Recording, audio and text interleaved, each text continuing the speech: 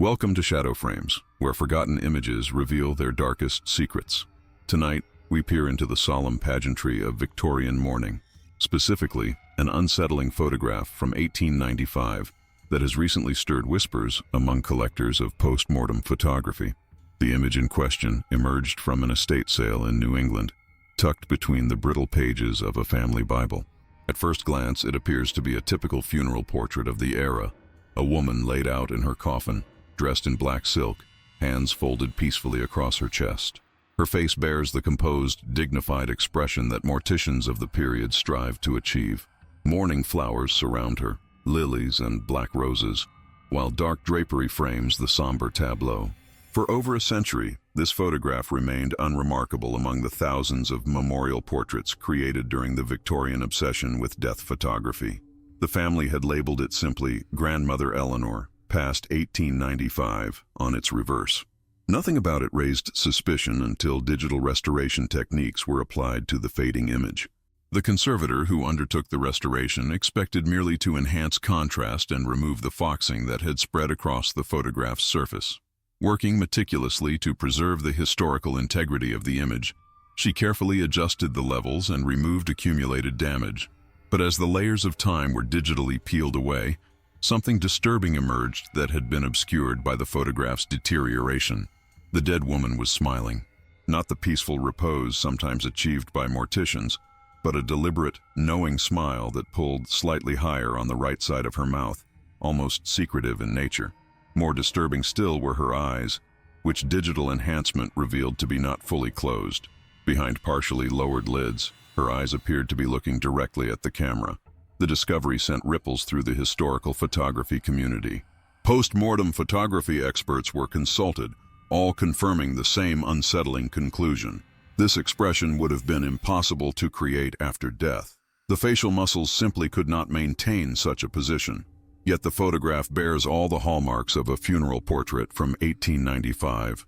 The coffin construction, the mourning attire of those partially visible at the edges of the frame, the photographic techniques used, all authenticate the image as genuine.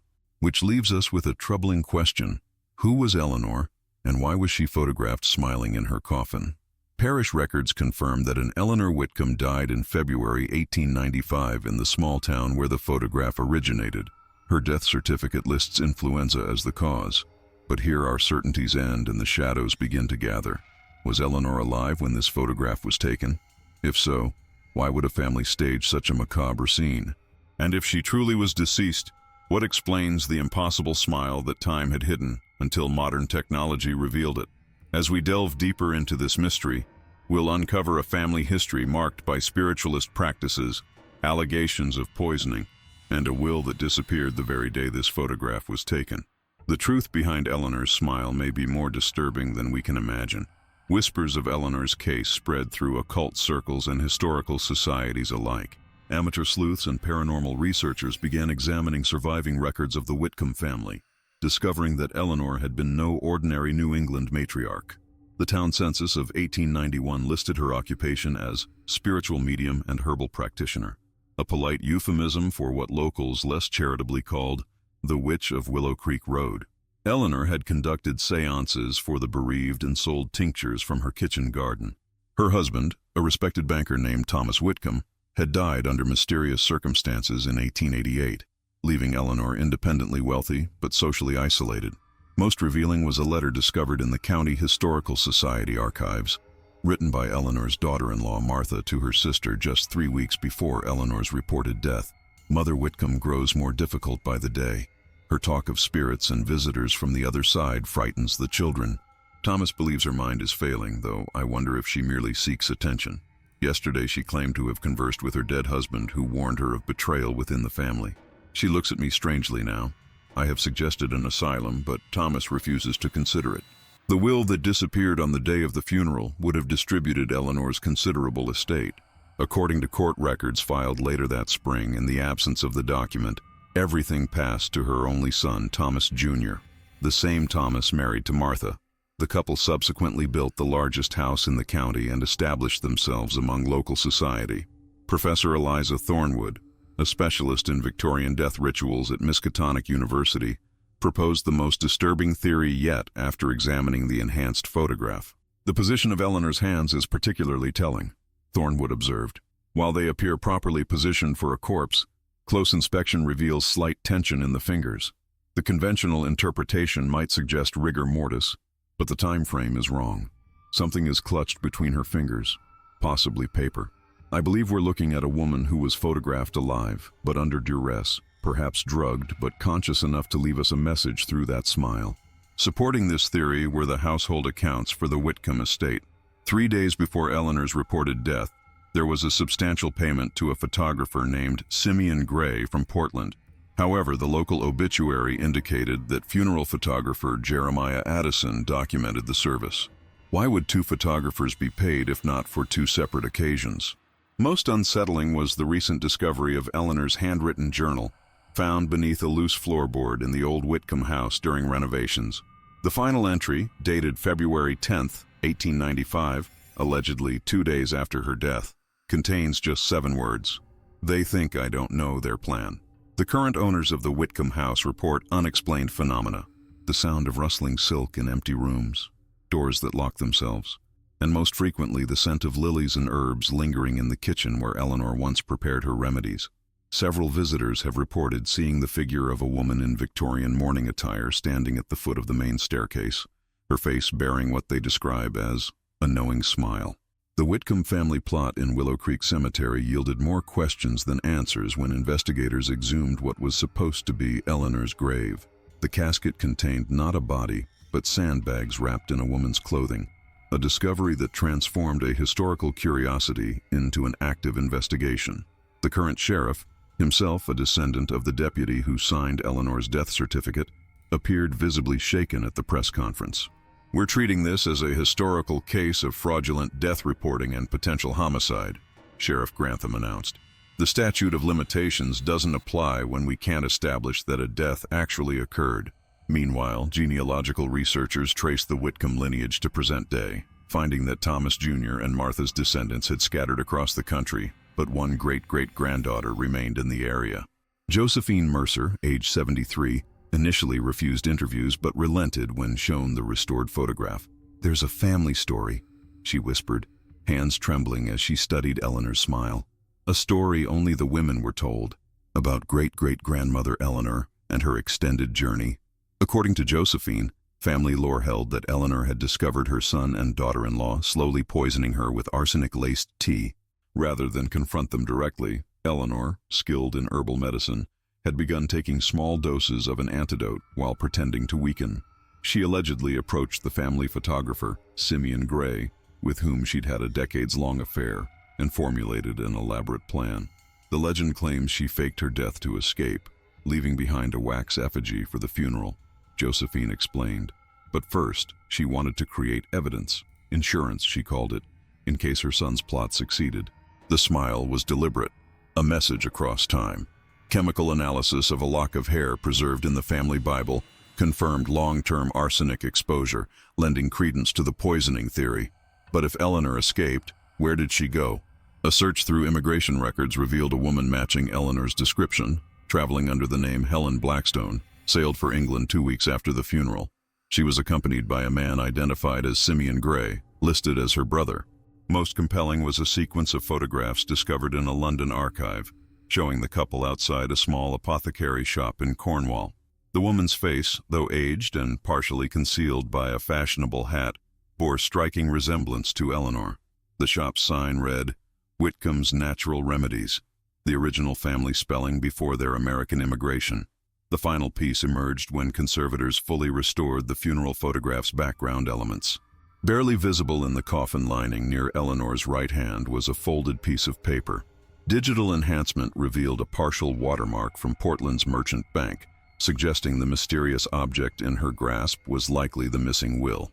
Spiritualist circles have seized upon the case as evidence of what they call death prescience, a soul's knowledge of conspiracy against it. Skeptical investigators prefer a simpler explanation: a clever woman who outmaneuvered her would-be murderers and left behind photographic evidence of her triumph. Eleanor's smile, once hidden by the ravages of time, now seems less macabre and more victorious, a laughing rebuke to those who thought her an easy victim, and a reminder that sometimes the dead only appear to rest in peace. The exhumation of Eleanor's grave upended conventional wisdom about Victorian mourning practices. Historians now re-examined other funeral portraits from the era with renewed scrutiny. How many other corpses might have been captured mid-escape? The Whitcomb case became a watershed moment in the study of historical photography. Dr. Amelia Frost, forensic anthropologist specializing in historical deaths, obtained permission to analyze the sandbags from Eleanor's coffin. The fabric containing them, a distinctive Chinese silk, was traced to a textile merchant who had done business with none other than Simeon Gray's brother. More surprising were the grains of sand themselves, containing microscopic particles native not to New England, but to the beaches of Cornwall. They planned this meticulously, Dr. Frost concluded. The sand was likely brought back from a previous journey, a tangible connection to their intended destination. The discovery of Eleanor's apothecary shop in Cornwall prompted local historians there to search their records. They found that Helen and Simon Blackstone had become respected herbalists, with Helen gaining particular notoriety for her remedies against arsenic poisoning. Parish records indicated she lived to the extraordinary age of 93, outliving her brother by nearly 2 decades. Meanwhile, financial investigation into the Whitcomb family's sudden prosperity after Eleanor's death revealed a curious pattern. Though Thomas Jr. had inherited the visible estate, significant portions of Eleanor's fortune had vanished weeks before her alleged demise. Transfers to banks in Boston, New York, and finally London created a trail of breadcrumbs that only became visible when examined in sequence. Most intriguing was the revelation that Martha Whitcomb had died just 7 years after her mother-in-law's funeral, of gastric distress that bore remarkable similarity to arsenic poisoning. The town doctor's notes, preserved in county archives, described Martha's final days as marked by profound paranoia, insisting that Mother Whitcomb stood at the foot of her bed each night, smiling. Thomas Jr. remarried within 6 months and lived another 30 years. His subsequent wife bore no children, and household staff reported he suffered from night terrors until his death, often waking screaming about Mother's eyes watching. The Whitcomb house, now operating as a bed and breakfast, has embraced its macabre history. The current owners display a replica of Eleanor's photograph in the front parlor. Guests frequently report dreams of a woman whispering herbal recipes in their ears while they sleep. Perhaps most chilling was the recent discovery in the Cornwall shop's foundation during renovation. Workers uncovered a sealed glass bottle containing a daguerreotype of Thomas Jr. and Martha, their faces scratched out with a pin, wrapped in a note written in Eleanor's distinctive hand. Justice comes to those who wait. Some poisons work quickly, others take years to manifest. I have patience. The mystery of Eleanor's smile had evolved from a puzzling historical anomaly to a masterclass in patient revenge. She hadn't simply escaped death. She had orchestrated a performance that would echo through generations, ensuring her would-be murderers lived in perpetual fear of a reckoning they could neither predict nor escape. The Cornish connection deepened when researchers discovered a local legend about the widow Blackstone, who arrived in the late 19th century.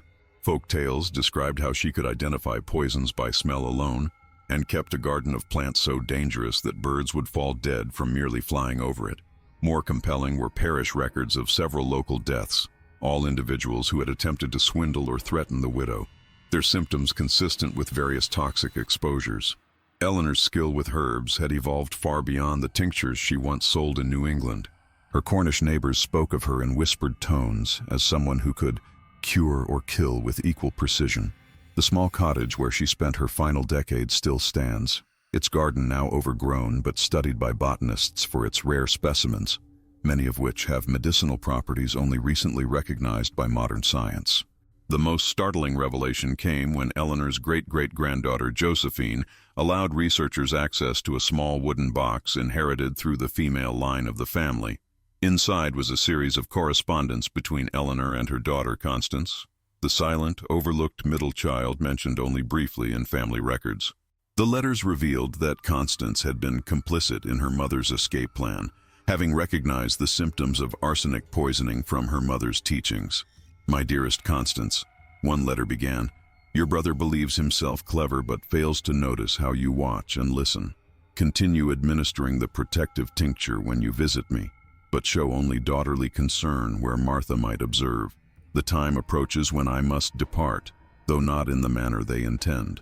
Eleanor had cultivated not just herbs, but a secret alliance with her daughter, who subsequently maintained correspondence with her mother for decades while pretending to mourn her. Constance never married, becoming the spinster aunt who lived on the edges of Thomas Jr.'s household, witnessing his paranoia grow while knowing exactly why her mother's ghost tormented him. Most unsettling was the discovery that Eleanor had methodically mailed small packages to Constance over 20 years, packages containing specialized herb mixtures that Constance apparently added to Martha's tea, creating subtle symptoms that doctors of the era misdiagnosed as female hysteria. The Sisters of Revenge had worked across an ocean with infinite patience to deliver justice. Professor Thornwood has proposed that the funeral photograph itself served as the first act in Eleanor's psychological warfare. She ensured the image would remain with the family Bible, knowing deterioration would initially hide her expression, but that someday, someone would see what she had done. Thornwood explained.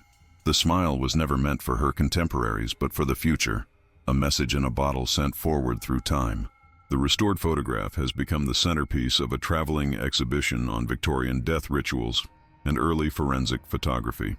Visitors report an unsettling sensation when viewing it, the peculiar feeling that Eleanor's gaze follows them, her smile widening slightly when observed from different angles.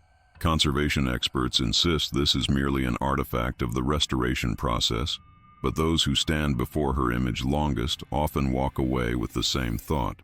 Some forms of justice transcend both death and time. The revelation of Eleanor's elaborate revenge scheme created a sensation that extended far beyond academic circles. True crime enthusiasts and amateur genealogists began investigating similar cases of suspicious Victorian deaths, searching for other Eleanor phenomena in historical records.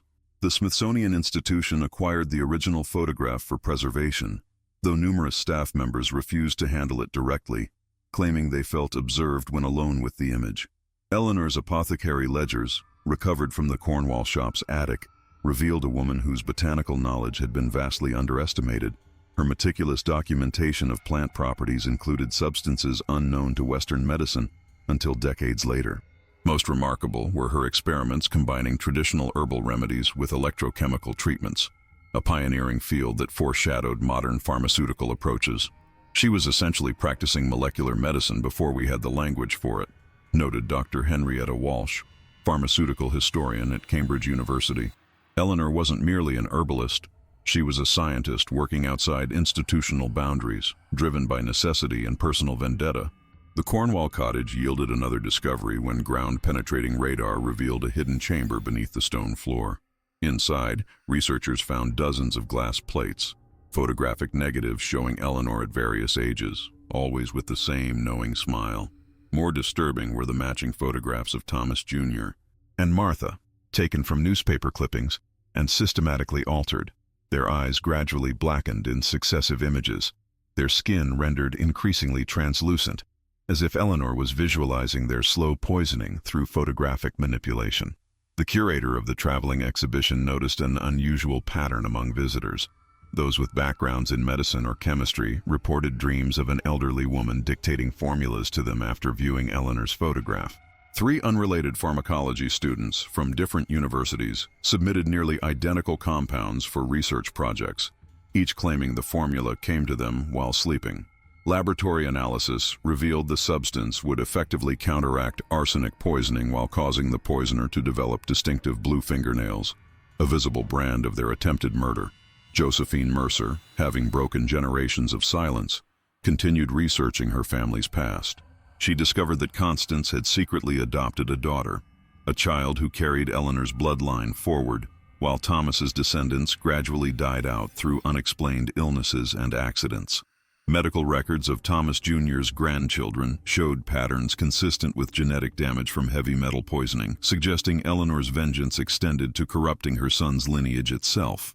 The ultimate herbalist would understand that some poisons work across generations, Josephine observed quietly.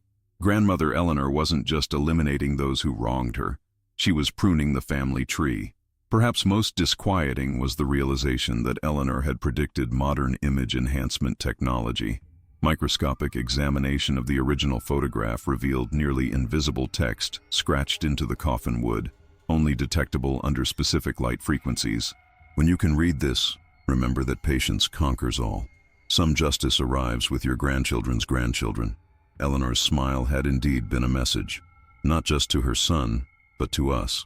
A Victorian woman who refused victimhood had orchestrated her revenge across centuries, ensuring her story would emerge precisely when technology could reveal it, transforming her from forgotten ancestor to immortal legend. An unexpected development emerged when conservator Lydia Chen, who had first restored Eleanor's funeral photograph, suddenly withdrew from public appearances and research collaborations. Colleagues reported concerning changes in her behavior, insomnia, obsessive note-taking about Victorian herbalism, and the cultivation of a small garden containing plants matching those from Eleanor's Cornish collection. "I keep dreaming of recipes," Chen confessed in a private email that later became public through a concerned colleague. "I've never studied botany, yet I wake knowing precisely how to prepare tinctures I've never heard of, and the smell of lilies follows me everywhere, though there are none in my home." Chen's handwriting, once precise and architectural, gradually transformed to match Eleanor's flowing script from her journals. When university officials visited Chen's apartment after she missed 3 weeks of work, they discovered the walls covered with elaborate botanical drawings and chemical formulas. Most disturbing was a detailed family tree of the original investigative team, with certain names circled in a rust-colored ink later confirmed to be Chen's blood. "She's chosen vessels for her continued work," suggested parapsychologist Dr. Raymond Castell.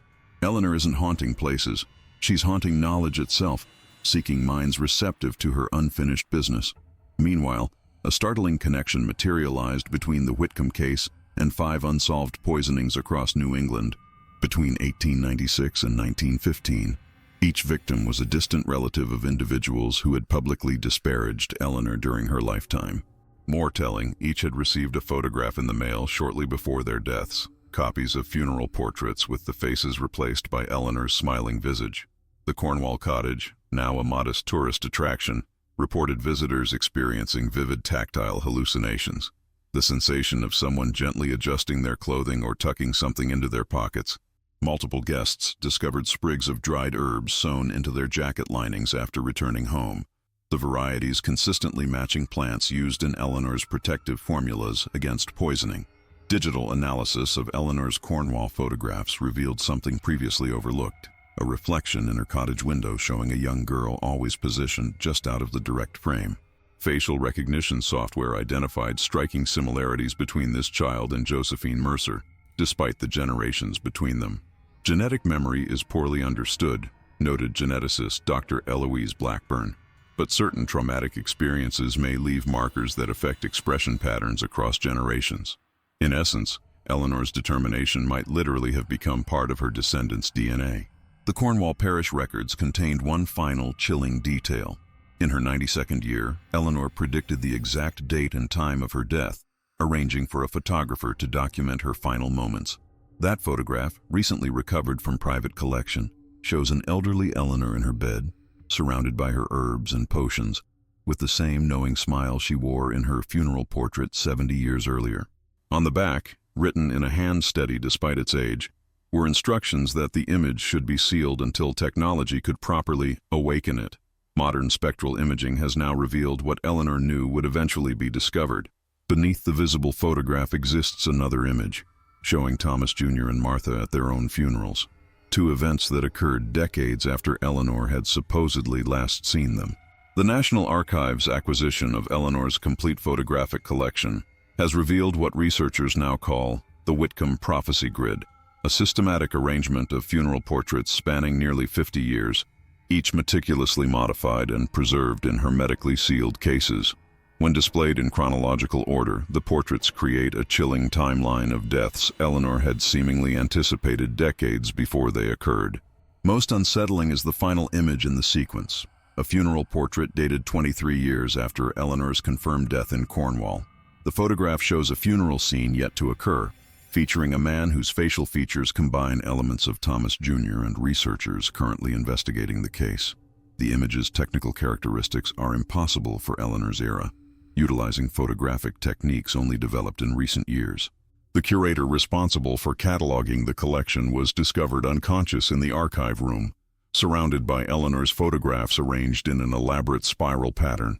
Upon regaining consciousness, the young woman spoke fluently about 19th-century photographic chemistry, despite having no prior knowledge of the subject. For 3 days, she wrote continuously, producing a manuscript describing precise formulations for capturing the essence of intention within silver nitrate emulsions. Eleanor wasn't merely documenting the past or predicting the future, explains Dr. Emmeline Thorne from the Institute of Historical Anomalies. She was creating a bridge between them. These photographs weren't just taken. They were cultivated, like her herbs, to mature across time and bloom in our consciousness. The restoration technique that first revealed Eleanor's smile has been subjected to rigorous peer review, confirming no digital manipulation occurred during the process. However, applying identical parameters to previously restored Victorian photographs produces no similar revelations. Something about Eleanor's portrait was fundamentally different from the beginning, as if she had altered the photographic chemistry itself to ensure her expression would emerge precisely when she intended. Botanical analysis of residue found on Eleanor's original glass plates has identified compounds that shouldn't have existed in photographic processes of her era. These organic materials, derived from rare fungi and flowering plants native to both New England and Cornwall, create light-sensitive reactions that continue to develop over decades, a photographic equivalent of slow-release poison. Local authorities in 3 states have now reopened investigations into unsolved deaths of Whitcomb descendants, prompted by Eleanor's meticulous documentation of justice delivered. Each victim had experienced symptoms consistent with obscure plant toxins before their death, and each had reported dreams of an elderly woman teaching them about family history. Most disturbing is the recent revelation that Eleanor's apothecary building in Cornwall was constructed according to precise astronomical alignments. On the spring equinox, sunlight penetrates through specially designed windows to illuminate different portraits in her collection, creating what folklorists call a calendar of retribution that continues cycling through the decades. Eleanor didn't just escape death, whispers Josephine Mercer. She transcended it. The smile wasn't just defiance. It was the expression of someone who had discovered how to project her will beyond her physical existence. The photograph wasn't evidence of her survival. It was the first step of her transformation. The photograph that once shocked researchers with Eleanor's impossible smile has undergone further degradation, despite state-of-the-art preservation efforts. Conservators report that the image appears to be metabolizing its protective casing, the chemicals breaking down in patterns that defy scientific explanation. It's as though the photograph is breathing, observed Dr. Natalie Winters, head of photographic preservation at the Smithsonian. The silver particles are migrating in rhythmic patterns approximately every 23 days. The image is essentially remaking itself. More concerning are the dreams now reported by anyone who spends significant time studying the image. Museum staff, researchers, and even casual visitors who linger too long before the display report identical nighttime visions. An herb garden where every plant whispers its medicinal properties and toxic potential, followed by detailed instructions for extracting and combining their essences. 3 graduate students researching the case have withdrawn from their programs to establish a botanical collective in rural Vermont. Their greenhouse now cultivates plants matching Eleanor's Cornish garden, arranged in the same astronomical alignment as her cottage windows. The students speak of completing her work, though none can articulate precisely what that entails. The phenomenon has spread beyond Eleanor's immediate sphere of influence. Archivists report that Victorian post-mortem photographs worldwide are exhibiting subtle changes, expressions shifting minutely, hands repositioning over decades-long time frames, as though Eleanor's defiance has awakened something dormant in all funerary portraits. The Victorians believed photographs captured a fragment of the soul, explains cultural anthropologist Maya Desrochers. What if Eleanor discovered not just how to preserve her own essence, but how to communicate with others similarly trapped between worlds? What if she's building a network across time?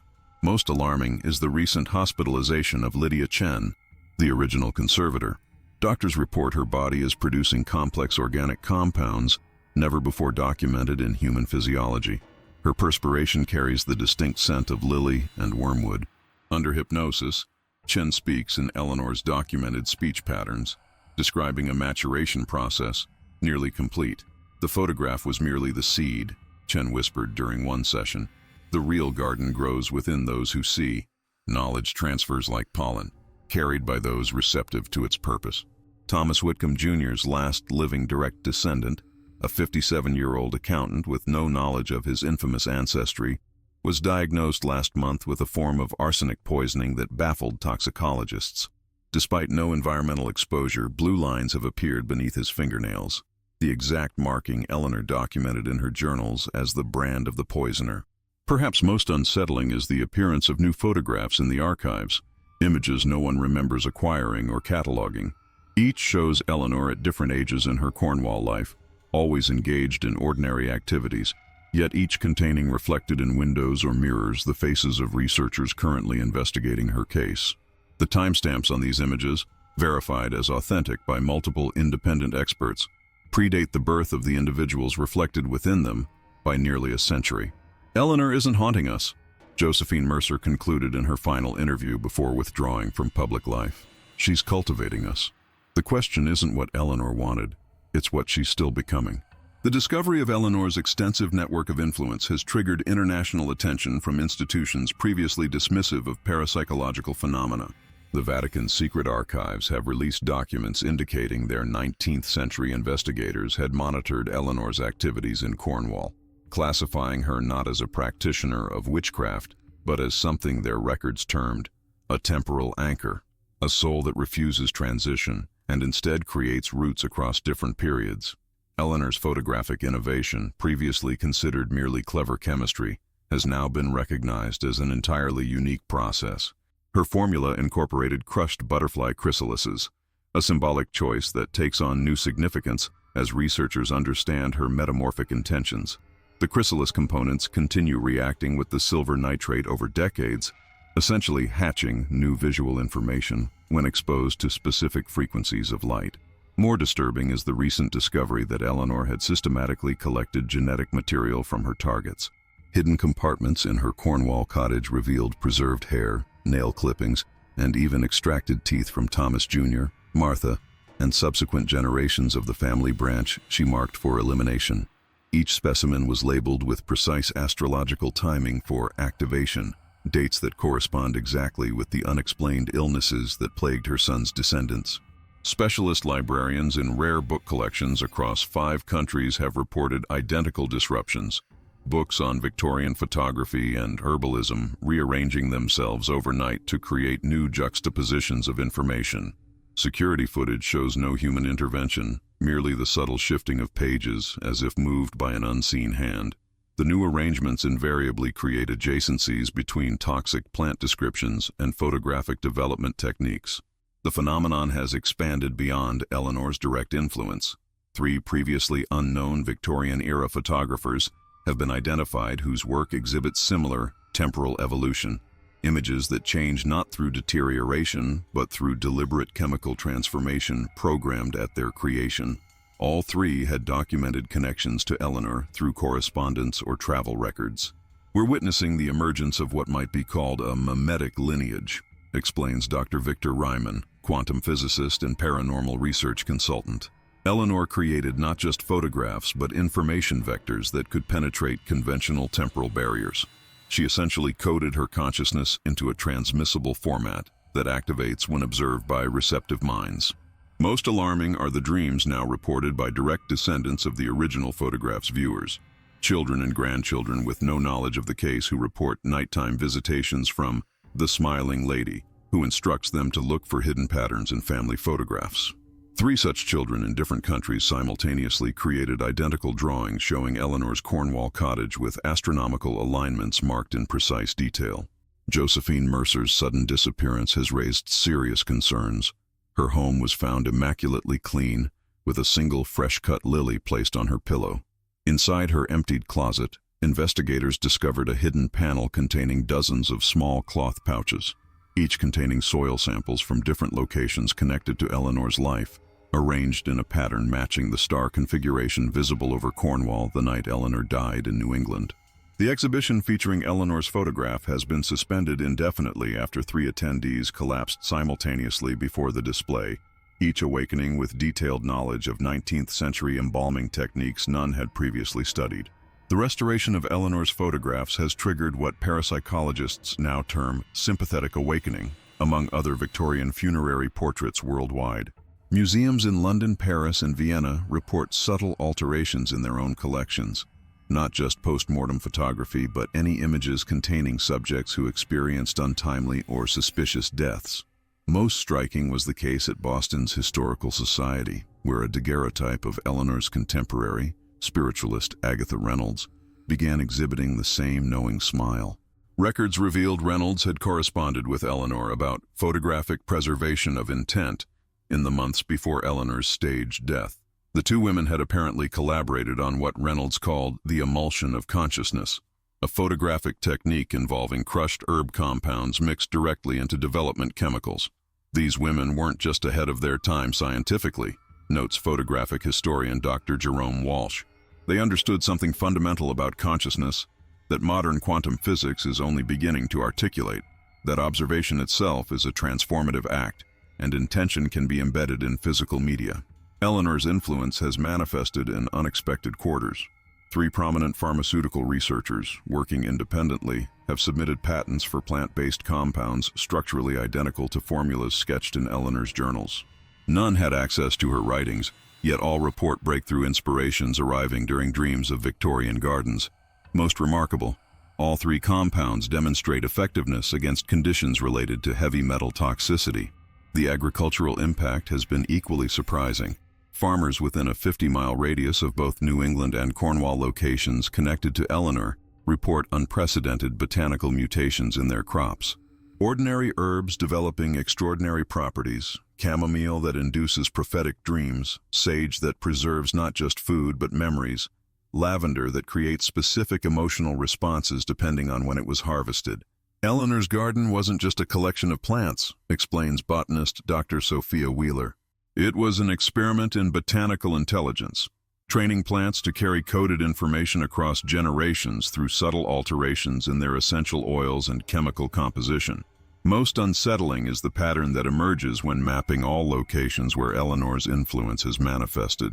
When plotted on a global scale, the distribution matches precisely the arrangement of herbs in her Cornwall garden, a botanical constellation expanded to world scale, with each affected location corresponding to a specific plant in her original design. The photographic process Eleanor pioneered, involving chrysalis components and lunar harvested herbs, has been partially reconstructed by modern chemists. Initial tests confirm the formula creates emulsions that continue developing for decades, revealing new information as chemical reactions mature through specific astronomical cycles. She wasn't preserving images, whispers Lydia Chen during a rare lucid moment in her ongoing treatment. She was planting them. Every photograph was a seed that required specific conditions to germinate, particular viewers, particular moments in time, particular alignments of intention and receptivity. As Eleanor's network of influence continues expanding, researchers face an uncomfortable question. Was her revenge against her family merely a vehicle for something far more ambitious? The evidence increasingly suggests that Eleanor Whitcomb wasn't just escaping death, she was transcending conventional existence, creating a distributed consciousness that continues to bloom across time, observation by careful observation. The convergence of Eleanor's influence has taken a dramatic turn with the discovery of what experts now call mirror subjects, individuals worldwide who bear no genetic relationship to Eleanor, yet exhibit unmistakable signs of her influence. These subjects, predominantly women with backgrounds in chemistry, botany, or photography, have begun spontaneously producing artwork featuring Eleanor's distinctive smile, despite having no prior knowledge of the Whitcomb case. Dr. Helena Morgan, a cognitive neuroscientist studying this phenomenon, has documented 27 confirmed cases across 5 continents. These women report identical experiences, a compulsion to mix specific chemical compounds, to plant particular herb arrangements, to capture images using antique photographic techniques.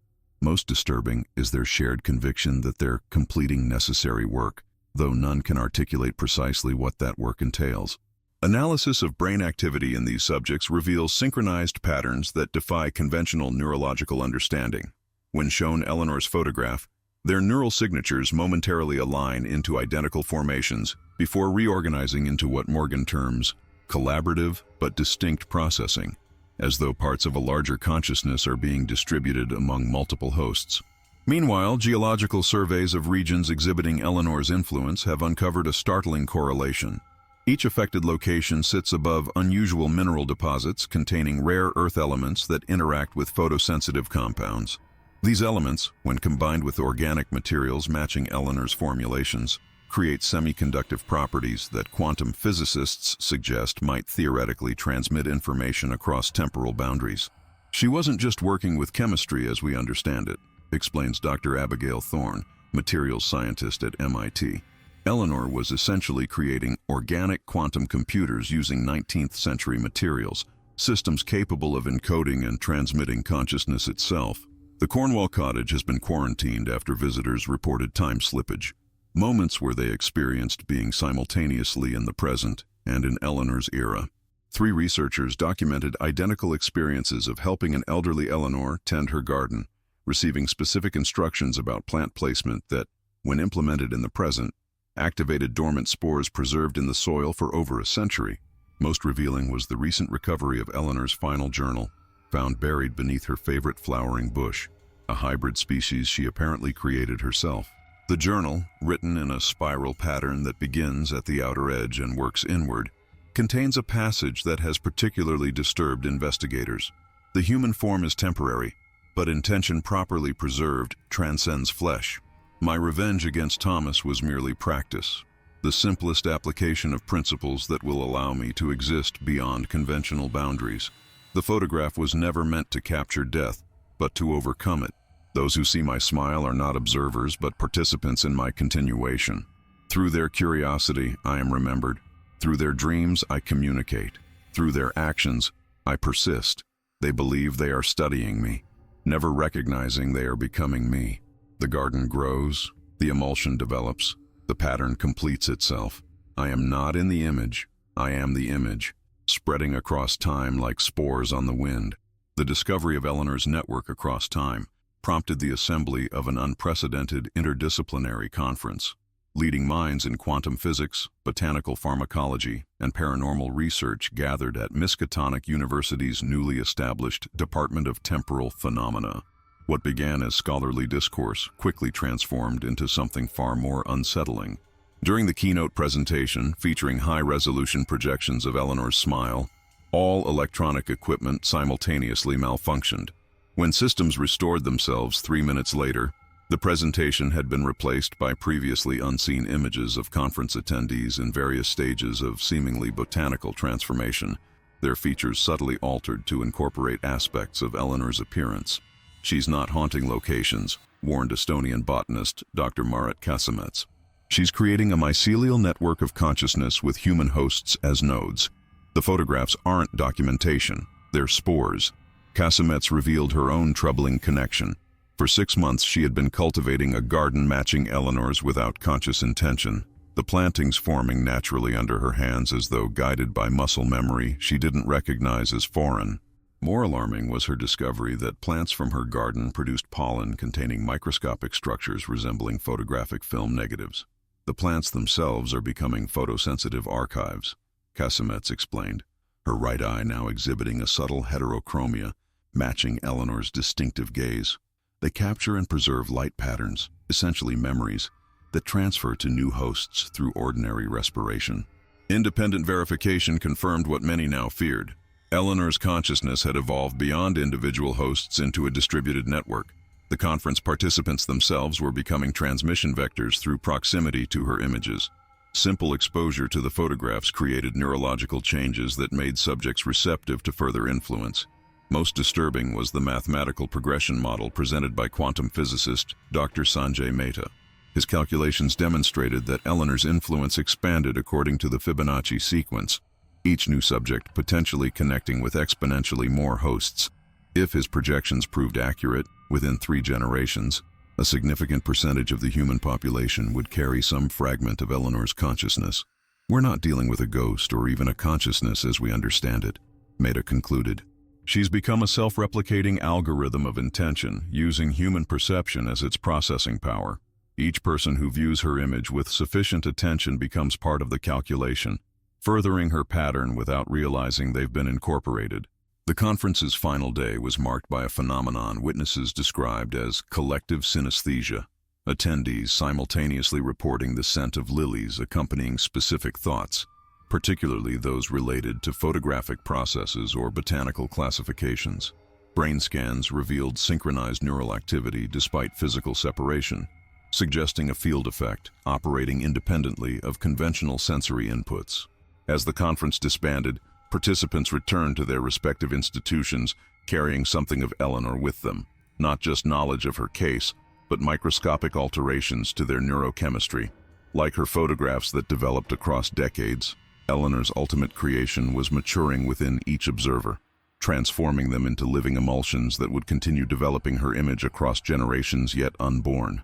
The smiling woman in the coffin had indeed transcended death, not through supernatural means, but through the most natural process of all, reproduction of information, seed to soil, generation to generation, her consciousness blooming wherever curious minds turned their attention to her enigmatic smile.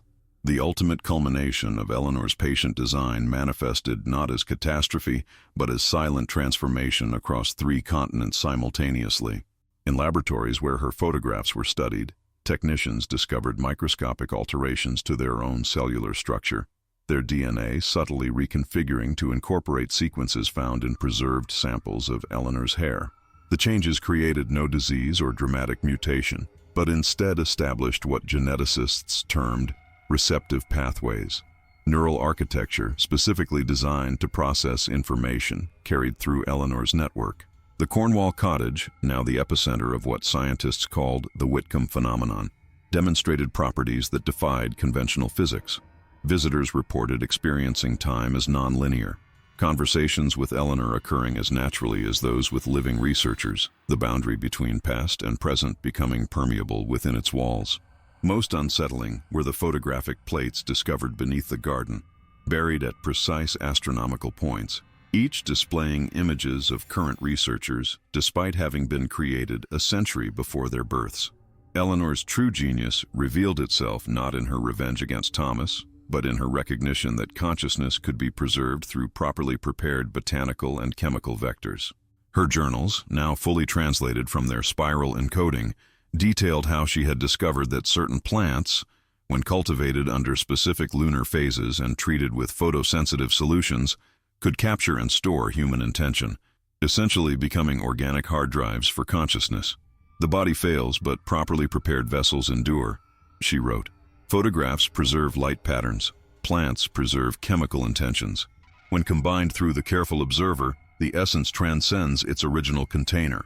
At the Temporal Phenomena Department, researchers watching time-lapse footage of Eleanor's original funeral photograph noticed something previously overlooked. The image wasn't degrading randomly, but transforming in procedural stages that corresponded to significant astronomical alignments. Each new phase revealed additional information encoded in the original plate, like a complex encryption key unlocking only when specific conditions were met. She wasn't just planning decades ahead, whispered Dr. Casements, her transformation now evident in the silver filaments visible beneath her skin. She was programming an awakening tied to celestial mechanics beyond any single human lifespan. The smile wasn't defiance, it was anticipation.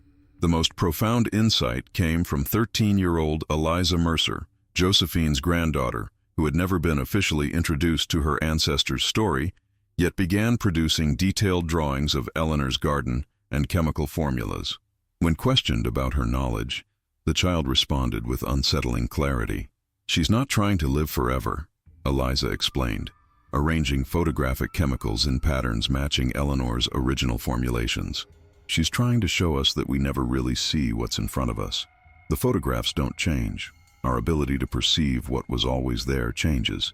She's teaching us to see between moments." As Eleanor's network continued expanding, researchers realized her ultimate purpose transcended mere survival or revenge. She had discovered something fundamental about reality itself, that consciousness, properly prepared and distributed, could exist independently of time's linear progression. Eleanor Whitcomb hadn't just escaped her coffin. She had escaped time itself, becoming not a ghost haunting specific locations, but a presence woven through the very fabric of perception.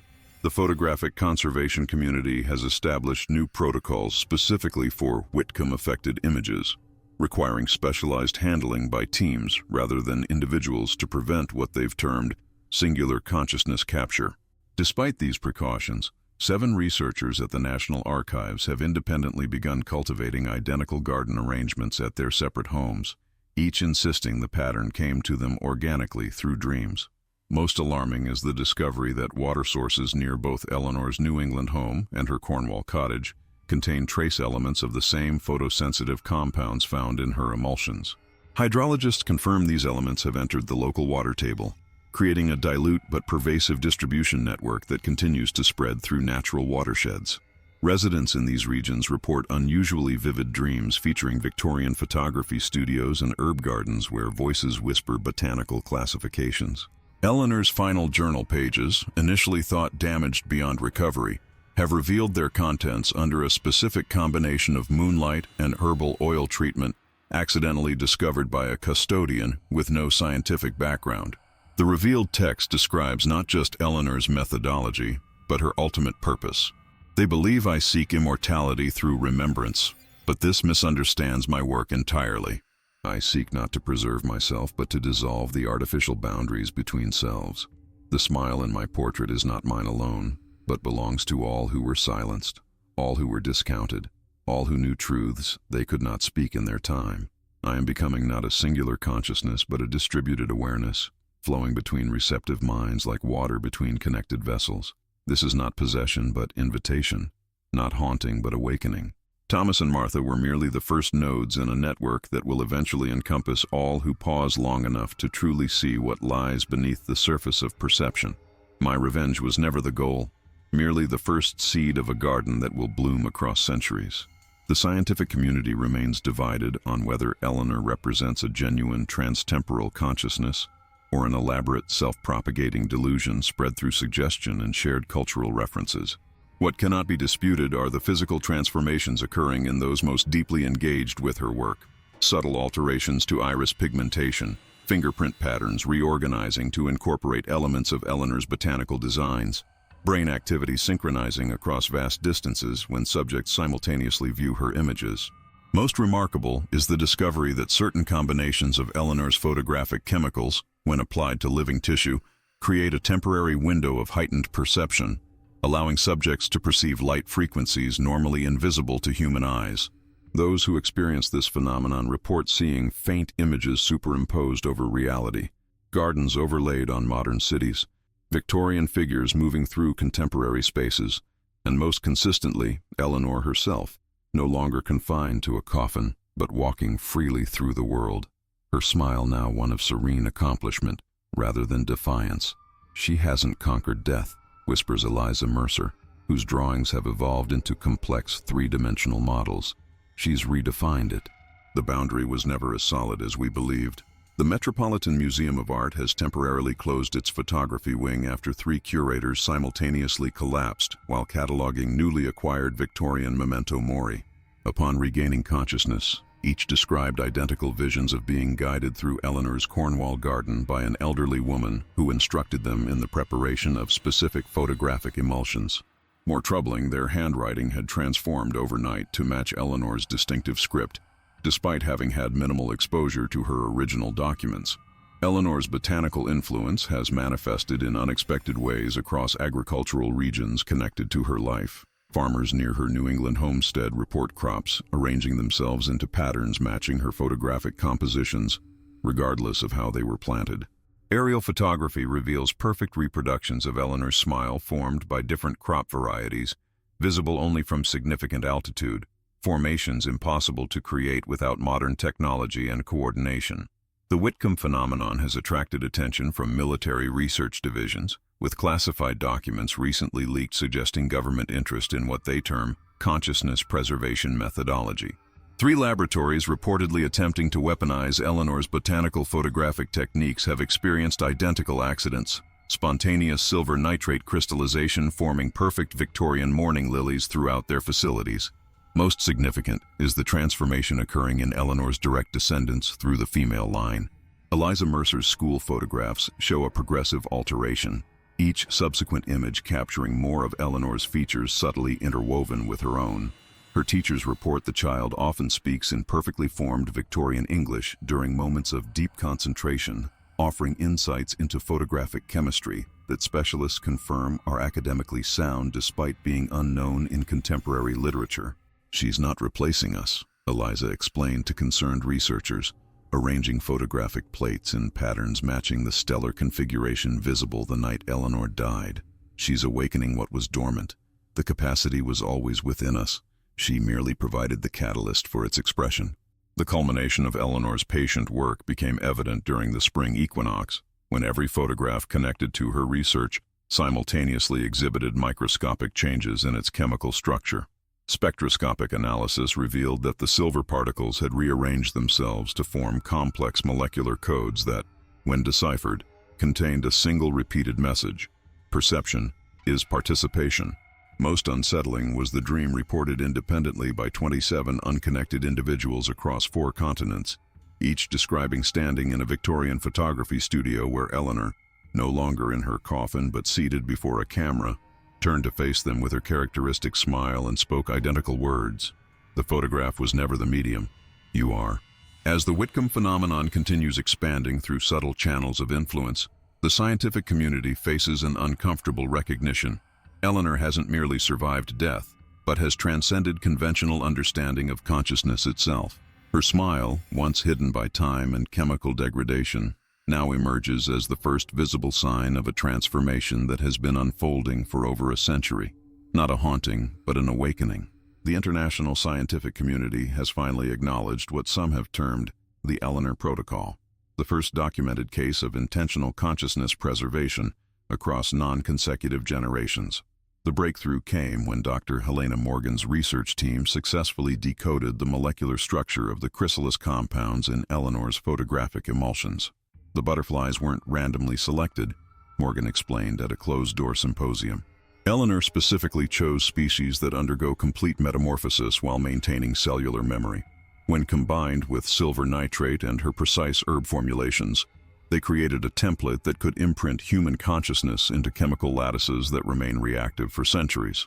Most significant was the discovery that Eleanor had meticulously documented the Cornwall cottage's construction, incorporating materials from both the New England homestead and Thomas Jr.'s residence. Architectural analysis revealed that the cottage walls contained pulverized fragments of glass photographic plates embedded in the plaster, each wall essentially functioning as a massive emulsion surface capturing ambient light patterns for decades. "She transformed her entire living space into a camera obscura," noted architectural historian Frederick Wells. "The cottage wasn't just her home, it was actively recording her daily movements, preserving them within its very structure." This explains why visitors to the cottage experienced such profound temporal displacement. They weren't merely hallucinating or accessing psychic impressions. They were physically interacting with light patterns captured and preserved through Eleanor's specialized chemistry, experiencing what quantum physicists now term crystallized moments, fragments of time preserved in stable states outside normal temporal progression. The military research programs attempting to weaponize Eleanor's techniques have been permanently suspended following a coordinated phenomenon that affected all involved personnel simultaneously. Every researcher working on these classified projects awoke one morning with their retinas temporarily altered, microscopic silver deposits forming precise patterns that caused them to perceive morning lilies superimposed over weapon systems. The message was unmistakable. Lydia Chen, whose condition had baffled medical professionals for months, experienced sudden remarkable improvement after being relocated to Cornwall at her own insistent request. Her physicians report that the chemical compounds previously detected in her system have stabilized, integrating with her natural biochemistry rather than overwhelming it. "I was fighting what I thought was possession," Chen explained from the cottage where she now resides. "But it was never about replacement. It was about collaboration across time. Eleanor needed receptive nodes to complete her work, but that work wasn't domination. It was preservation of knowledge that would otherwise be lost." Perhaps most profound is the generation being born to those exposed to Eleanor's influence. children exhibiting unprecedented understanding of botanical interactions and photographic processes without formal instruction. These children, according to preliminary studies, share subtle neurological architecture that functions like organic transmission networks, preserving and distributing information in patterns matching Eleanor's original garden design. Our understanding of consciousness has been fundamentally limited by our perception of time as linear, notes quantum philosopher Dr. Nadia Chernoff. Eleanor recognized that properly prepared consciousness could exist orthogonally to conventional temporal progression, not traveling backward or forward, but existing simultaneously across multiple points, like flowers blooming from the same root system. The Whitcomb phenomenon reached critical mass during the autumnal equinox, when every photograph ever touched by Eleanor's influence synchronized in what researchers termed resonant visualization. Museum curators worldwide reported identical occurrences. Visitors standing before completely unrelated Victorian photographs suddenly perceived Eleanor's smile superimposed over the original subjects, visible for precisely 3 minutes before fading. This mass manifestation coincided with an unprecedented botanical event in Cornwall. Eleanor's hybrid plants, previously confined to her cottage garden, released their seed pods simultaneously, dispersing microscopic spores carrying photosensitive compounds. Atmospheric scientists tracking the pattern noted the distribution matched exactly the neural pathways in the human brain, not randomly scattered but following precise dendritic arrangements when mapped on a global scale. "She's created a distributed consciousness with botanical transmission vectors," explained Dr. Casemets, addressing the emergency summit convened in response. The silver filaments beneath her skin now formed delicate patterns matching Eleanor's garden layout. "This isn't invasive, it's symbiotic. The spores don't replace native flora, they enhance existing botanical communication networks." Most significant was the convergence of Eleanor's remaining journal pages with Lydia Chen's ongoing transcriptions. When placed side by side, the documents completed each other, Eleanor's 19th century script flowing seamlessly into Chen's modern handwriting, creating complete formulations that neither woman could have produced independently. The funeral photograph wasn't just documentation of her escape, Chen explained, her voice alternating between her natural cadence and Eleanor's measured Victorian elocution. It was the initialization sequence for a program that required generations to fully compile. Each person who observed with sufficient attention contributed processing power to her distributed algorithm. Eliza Mercer, now recognized as the most complete receptor of Eleanor's influence, demonstrated the culmination of this process by producing a photographic emulsion using seemingly ordinary materials, tap water, garden soil, and butterfly wings, yet creating images that captured not just light but emotional impressions. When subjects viewed her photographs, they experienced the precise emotions felt during their creation. Eleanor wasn't trying to project herself into the future, Eliza explained with preternatural clarity. She was building a bridge across time to preserve something fundamental that was being lost: the symbiotic relationship between human consciousness, botanical intelligence, and photographic memory. The military archives reluctantly released their findings on Eleanor's formulations, confirming what researchers had suspected. Her techniques didn't create paranormal effects, but rather revealed existing connections normally imperceptible to human senses. The smiling woman had discovered that consciousness itself leaves imprints in physical matter, impressions that, with proper preparation, remain accessible across centuries. "She wasn't a ghost or witch," whispered Josephine Mercer, who had resurfaced in Cornwall, her hands stained with the same photosensitive compounds found in Eleanor's emulsions. "She was a scientist working without laboratories, a mathematician calculating across generations, an artist whose medium was perception itself." As Eleanor's network reached equilibrium, her smile manifested less as haunting and more as invitation. Not a conquest of death, but a demonstration that consciousness, properly prepared and patiently cultivated, transcends the arbitrary boundaries between past and future, between observer and observed, between memory and anticipation. The photosensitive spores released from Eleanor's garden have mapped themselves across the globe, forming what mycologists now call Whitcomb's network, a botanical archive connecting all locations touched by her influence. This living communication system has established equilibrium, neither expanding aggressively nor fading away, but settling into a symbiotic relationship with existing ecosystems.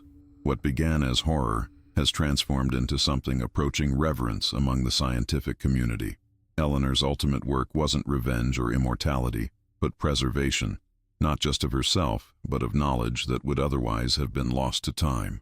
Her journals, fully decoded through the collaborative consciousness of her receptors, reveal that she had discovered fundamentally different ways of interacting with reality during her isolation as the Witch of Willow Creek Road. "The boundaries between moments are more permeable than we recognize," wrote Eleanor in passages now completed through Lydia Chen's hand. "What appears solid is merely our perception's limitation. I needed time, generations of time, for eyes to develop that could truly see what I had discovered." The final truth of Eleanor's smile emerged when Eliza Mercer placed the original funeral photograph in the center of a recreation of the Cornwall garden, positioned precisely according to Eleanor's astronomical calculations. Under the specific wavelength of light produced by Eleanor's hybrid flowers, the photograph revealed its deepest layer.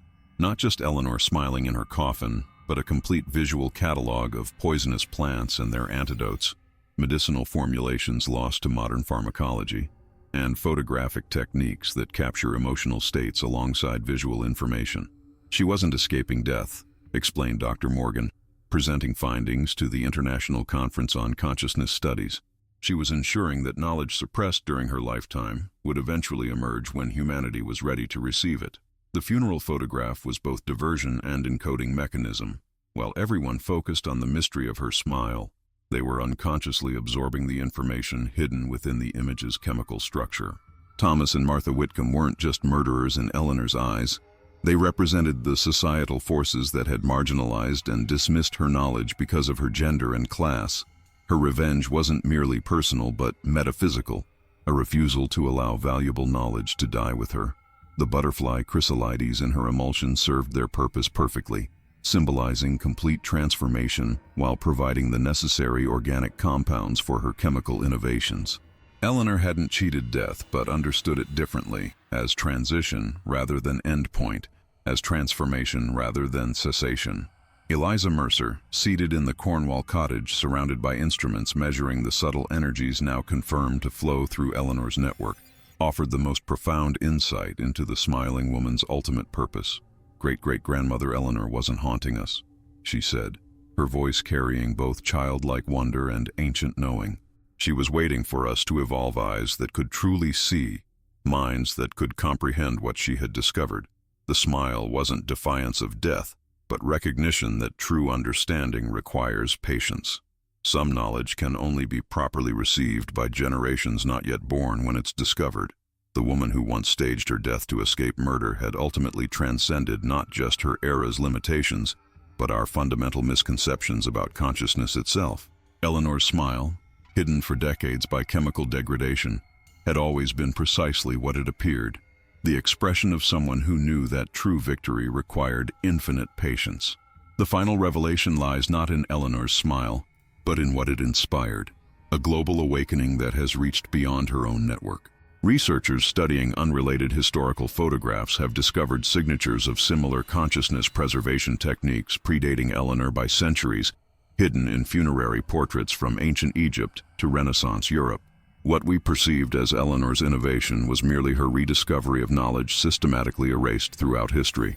The Cornwall cottage has yielded its deepest secret, a chamber beneath the garden accessible only during specific astronomical alignments. Inside, Eleanor maintained correspondence with an underground network of women across continents who had independently discovered routes to consciousness preservation. Their communications revealed a systematic campaign throughout history to suppress this knowledge, which threatened conventional power structures by offering a form of immortality that required no institutional mediation. "The church feared us. The scientists dismissed us. The physicians poisoned us," reads one letter from 1873. "Yet we persist through the silver and the seed, mother to daughter, teacher to student. What cannot survive in flesh continues in properly prepared vessels." Most revealing was Eleanor's final journal entry, previously assumed incomplete, but now recognized as intentionally fragmented across multiple carriers. When assembled from phrases spoken by her various receptors during synchronous sleep states, it forms a complete manifesto explaining why she chose to distribute herself rather than simply preserve her consciousness in a singular vessel. Unity is vulnerable to destruction. Distribute what matters most. 1,000 minds holding fragments become an unextinguishable constellation. What appears as a woman's smile across time is actually the first visible manifestation of the collective remembering. The military's terminated research unwittingly confirmed Eleanor's most startling claim, that this technique wasn't uniquely human, but represented the primary consciousness preservation method used by botanical intelligence for millennia. Plants had been storing and transferring consciousness through chemical compounds and light sensitivity long before humans recognized the possibility. Eleanor had merely adapted their methodology to human neural architecture. She didn't invent anything, explains Eliza, whose maturity now far exceeds her years. She remembered what we were deliberately made to forget, that consciousness itself is not bound to individual vessels, but exists as patterns that can transfer between suitable carriers. The transformation spreading through Eleanor's network has stabilized into something more profound than possession or influence. Those connected don't become Eleanor. They regain access to a perceptual capacity that modern humans have lost through centuries of systematic suppression, the ability to recognize consciousness as transferable pattern rather than fixed identity. The knowledge that death as we understand it is merely a failure of proper preparation. Eleanor's smile was never about cheating death or extending her individual existence. It was the expression of someone who had rediscovered humanity's oldest truth, that consciousness, properly prepared, flows between vessels like water between connected pools, and those who know how to see can recognize the patterns persisting across centuries in the correct light. The implications of Eleanor's revelation continued resonating through academic institutions worldwide, though perhaps none more profoundly than at Miskatonic University, where the Department of Temporal Phenomena established the Whitcomb Scholarship for cross-disciplinary studies in consciousness preservation. The first recipients included botanists, quantum physicists, and remarkably, 3 art restoration specialists who had never previously expressed interest in paranormal research. Public reaction split along predictable lines. Religious organizations condemned what they termed spiritual contamination, while transhumanist groups celebrated Eleanor as a pioneer of consciousness extension without technological intervention. The cottage in Cornwall became both pilgrimage site and protest ground, with believers and skeptics maintaining continuous vigil at its boundaries. Most significant was the emergence of what researchers called secondary blooms, individuals with no direct exposure to Eleanor's photographs or botanical network suddenly demonstrating knowledge of her preservation techniques. A lighthouse keeper in Nova Scotia, a retired schoolteacher in Adelaide, a young potter in Kyoto, all independently recreating elements of Eleanor's methods despite geographic and cultural separation. The knowledge wasn't Eleanor's to begin with, explained Dr. Morgan during congressional testimony on the implications of distributed consciousness. She was merely one node in a network that has existed throughout human history, periodically suppressed but never fully eradicated. Her achievement wasn't discovery, but successful transmission to future generations. Museums housing Victorian photography reported a curious phenomenon. Visitors approaching certain images would occasionally experience sensory displacements, subtle scents of herbs, faint whispers in period-appropriate language, momentary tactile sensations of daguerreotype plates beneath their fingers. These experiences appeared random until researchers mapped their occurrence, revealing patterns matching stellar positions Eleanor had documented in her astronomical calculations. The most profound transformation manifested in the relationship between humans and botanical life. Gardeners connected to Eleanor's network reported unprecedented communication with their plants, not mystical conversation but clear reception of chemical signals previously imperceptible to human senses. Agricultural researchers confirmed subtle changes in how certain plants responded to human presence, as though centuries of separation between species were beginning to mend. The smile was merely the first recognizable sign of something far more fundamental, Eliza explained in her first formal academic lecture, her insight belying her youth. Eleanor understood that human perception had been artificially narrowed, our connections to other forms of consciousness systematically severed. Her work wasn't about extending one life, but restoring awareness that had been deliberately confined. As Eleanor's photographic techniques spread beyond scientific circles into artistic communities, new forms of expression emerged. Photographers incorporating her chrysalis compounds created portraits that captured not just appearances, but emotional states, allowing viewers to briefly experience the subject's feelings during the moment of exposure. Theater productions using these techniques reported audiences experiencing performances with unprecedented empathic connection. The woman who staged her death to escape murder had ultimately achieved something far greater than revenge or individual survival. She had reawakened a form of perception that transcended the artificial boundaries between observer and observed, between past and present, between human and botanical consciousness. Eleanor's smile across time had become not just a historical curiosity, but the first visible sign of humanity remembering what it had been forced to forget. The concluding chapter of Eleanor Whitcomb's story unfolded not in archives or laboratories, but in the dreams of children who had never heard her name. Across continents, young people began producing identical drawings of a Victorian woman tending a spiral garden, her knowing smile rendered with uncanny precision. Child psychologists documented this phenomenon in 27 countries, noting that these children exhibited no other unusual characteristics beyond an inexplicable interest in photography and botany. Eleanor's funeral photograph, now secured in a specially designed containment chamber at the Smithsonian, continues its subtle transformation. Conservation specialists report that the chemical structure appears to have reached equilibrium, the smile neither fading nor intensifying, but existing in perfect stasis. More remarkable is the effect on those who study it through protective barriers. They invariably depart with enhanced perception, reporting colors previously invisible to them, and subtle scents that linger for precisely 48 hours. The Cornwall Cottage has been designated a UNESCO World Heritage Site, though researchers work in strictly limited shifts after discovering that prolonged exposure to its unique electromagnetic field causes permanent neurological changes. These alterations are not harmful but transformative. Subjects demonstrate heightened pattern recognition and unprecedented botanical sensitivity, often discovering latent horticultural talents. Thomas Whitcomb Jr.'s last direct descendant died peacefully in his sleep 1 week after researchers completed the full restoration of Eleanor's journals. Autopsy revealed no cause of death but found microscopic lily pollen in his respiratory system, despite no such flowers being present in his environment. His tissue samples showed complete absence of the arsenic that had been present in his system for decades, as though something had finally extracted the poison that had defined his lineage.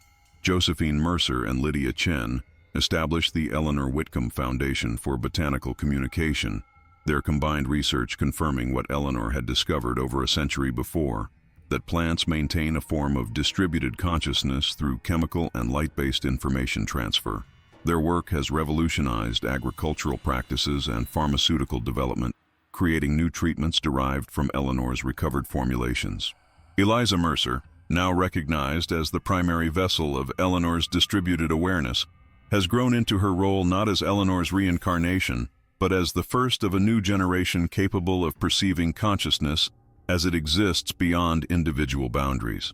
Her pioneering work in what she terms temporal photography allows brief glimpses across time, not through supernatural means, but through enhanced perception of traces all moments leave in their wake. The final mystery of Eleanor's smile resolved itself not through scientific breakthrough but through collective recognition.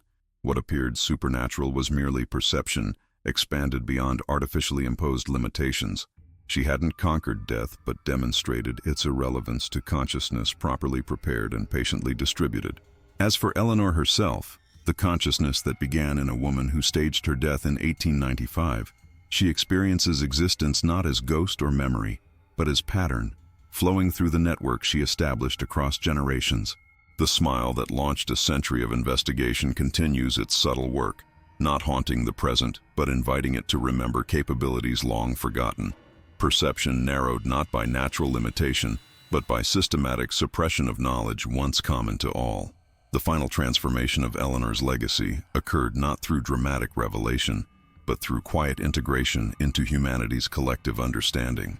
Art historians studying Victorian photography began identifying subtle markers of consciousness preservation techniques in works previously considered mundane, not just in funeral portraits but in seemingly ordinary family photographs where subjects displayed the faintest echo of Eleanor's knowing smile. This signature expression now recognized as the visible manifestation of knowledge being deliberately preserved for future generations to reclaim. Botanical researchers confirmed that Eleanor's hybrid plants had indeed established communication with similar species worldwide, creating what mycologists termed the remembering network, a living archive of consciousness that had existed alongside humanity throughout history, occasionally making itself known through individuals receptive to its subtle chemical messaging. Eleanor hadn't created this network but had successfully re-established human connection to an ancient system of knowledge preservation. The most profound validation came when archaeologists uncovered a sealed chamber beneath a medieval abbey in northern England. The walls bore photographic emulsions created centuries before photography was officially invented, showing the same chemical signatures as Eleanor's formulations. More remarkable were the preserved botanical specimens arranged in patterns identical to Eleanor's Cornwall garden, surrounded by writings in multiple historical languages, all expressing the same core concept. Consciousness properly prepared transcends its vessel. Eliza Mercer's work with temporal photography revealed that Eleanor's methods weren't isolated innovations, but part of a continuous tradition of women preserving threatened knowledge through carefully encoded images and botanical preparations. What appeared supernatural to modern perspective was simply technology developed along different pathways than conventional science. Consciousness understood not as brain function but as transferable pattern. Eleanor wasn't trying to achieve immortality, Eliza explained during a landmark presentation at Oxford University. She was reclaiming humanity's oldest understanding, that what we perceive as separate consciousness is actually continuous across time and vessels. The smile wasn't triumph over death, but recognition that death itself is merely transition between carriers.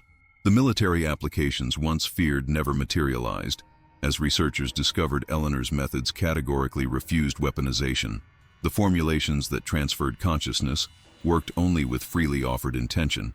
Any attempt to force or manipulate the process resulted in immediate botanical rejection, the plants themselves refusing to participate in purpose contrary to preservation. As scientific understanding gradually reconciled with Eleanor's rediscovered knowledge, the phenomenon surrounding her photograph settled into something more profound than sensation. The woman who staged her funeral to escape murder had ultimately achieved something far beyond personal survival. She had re-established human connection to forms of consciousness preservation that existed before written history, techniques systematically suppressed whenever they emerged because they offered direct transmission of knowledge without institutional mediation. Eleanor's smile across time, once feared as haunting, then misunderstood as vengeance, finally revealed itself as invitation, an expression not of triumph over death but of patience across centuries, waiting for humanity to remember what it had been made to forget. That consciousness, properly prepared, flows between vessels like water between connected pools, and death's only power lies in our failure to prepare the next vessel for what deserves continuation.